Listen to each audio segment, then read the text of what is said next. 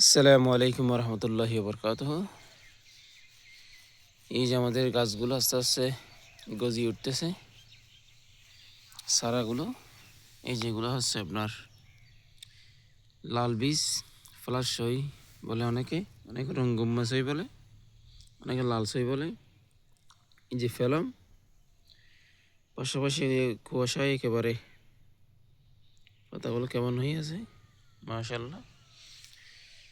সারাসারি দেওয়া সব কিছু একেবারে আস্তে আস্তে উঠতেছে গজিয়ে। পাশাপাশি অন্যদের ক্ষেতগুলোয় যে পাড়ার মহিলারা, এগুলো হচ্ছে সনফুল, এগুলো হচ্ছে সনফুল। এগুলো আস্তে আস্তে বড় হয়ে যাবে, বিশাল আকার গাছ হয়ে যাবে, একেবারে অনেক লম্বা হবে, 5-6 ফুটের মতো লম্বা হয়ে যাবে গাছগুলো আস্তে আস্তে। সনফুলের ফুল অনেক সুন্দর দেখতে, অনেক ভালো লাগে।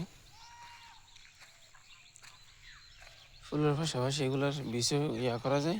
এই যে মাশাআল্লাহ, অনেকে কট দিয়ে দিয়েছে, নাড়া দিয়েছে, নাড়ার পর দিয়ে বীজগুলো জ্বালিয়ে যাচ্ছে। যেরাও গ্রাম অঞ্চলে প্রবণতা বেশি, এখানে শুধু আলু না, আলুর পাশাপাশি অন্যান্য সবজির চাষও করে থাকে।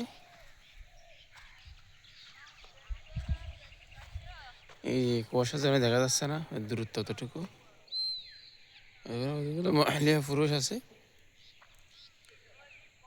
এদিকেও মহিলা ওদিকেও মহিলা, সবগুলোই মহিলা, আমি সহ কয়েকজন বাদ মনে হয়।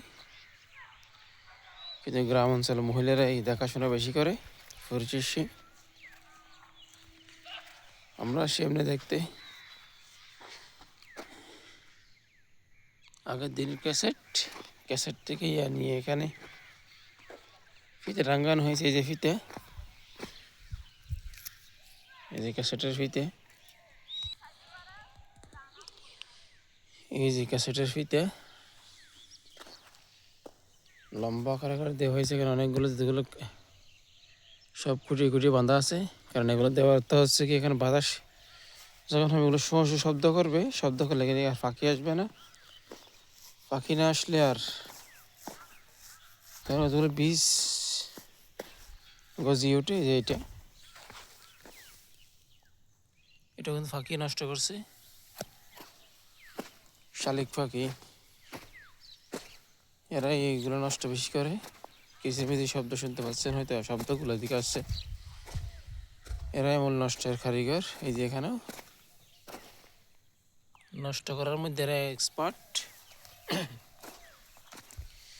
এই যে বিচে গজিয়ে উঠতেছে, এটা টকর দিয়ে এটা নষ্ট করে দেবে, কিচ্ছু করার নেই। আমরা যেহেতু গ্রাম অঞ্চলের মানুষ, আমাদের এগুলো করাই লাগে, করি আলহামদুলিল্লাহ, করতে ভালো লাগে যেহেতু আমরা গ্রামে থাকি। এই যে এটা একটা নষ্ট করে ফেলছে বড় গাছ। নানানভাবে পাখিগুলো তাড়াতে হয়। এখানে এসে খুব বোর, এখন বোরের মধ্যে পাখিগুলো চলে আসে। ফজরের পরপরই এখানে আসতে হয়, না আসলে কিন্তু এখানের অবস্থা 13টা বাজিয়ে দিবে পাখিগুলো। তবু আলহামদুলিল্লাহ, পাখি খাওয়ার পরেও অনেক থাকে, এগুলো নিয়ে আমরা সন্তুষ্ট আলহামদুলিল্লাহ। যেহেতু আল্লাহ দেয়া নিয়ামত আমরা সবাই ভোগ করতেছি, এই জন্য শুকরিয়া আল্লাহর কাছে। রোপণের সময় একটু বেশি বেশি রোপণ করতে হয়, যাতে দ্রুত গজিয়ে ওঠে।